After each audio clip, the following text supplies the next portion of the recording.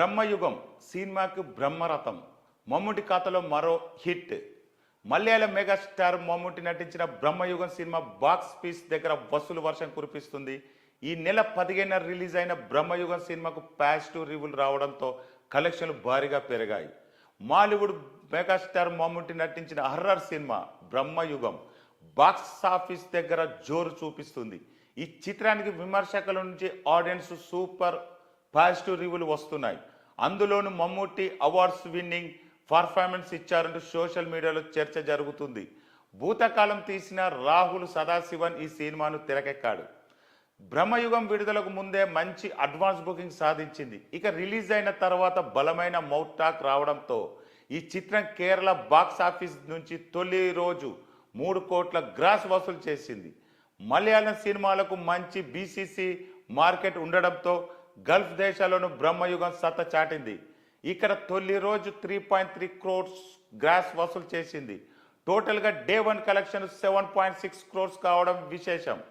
Talk బాగుండడంతో రానున్న రోజుల ఈ సినిమా వసూలు భారీగా పెరిగే అవకాశం ఉంది. చక్రవర్తి రామ్ చందన్, ఎస్ శశికాంత్ సంయుక్తంగా నిర్మించిన చిత్రంలో అర్జున్, అశోక్, సిద్ధార్థ, భరతన్, అమల్ లీజ్, మణికందన్, ఆచార్య ప్రముఖ పాత్రలు పోషించారు. కేవలం 3 పాత్రలతో 2.5 గంటల పాటు ఈ సినిమాను నడిపించారు.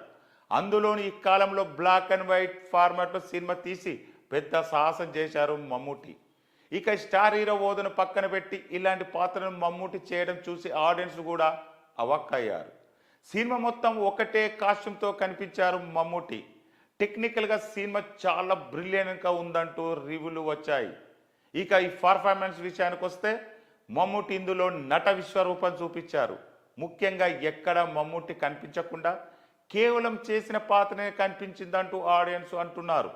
ఇక ఈ ప్రేక్షకులు ఓ కొత్త ప్రపంచంలోకి తీసుకువెళ్ళి థియేటర్ నుంచి బయటకు వచ్చేటప్పుడు ఒక ట్రాన్స్లోకి నెట్టేసిందని బ్రహ్మయుగం. ఈ సినిమాకి ఎక్కడ చూసినా పాజిటివ్ బజ్ ఉంది. ముఖ్యంగా మమ్ముటి నటన పాత్రపై ఆడియన్స్ తెగ పోస్టులు పెడుతున్నారు.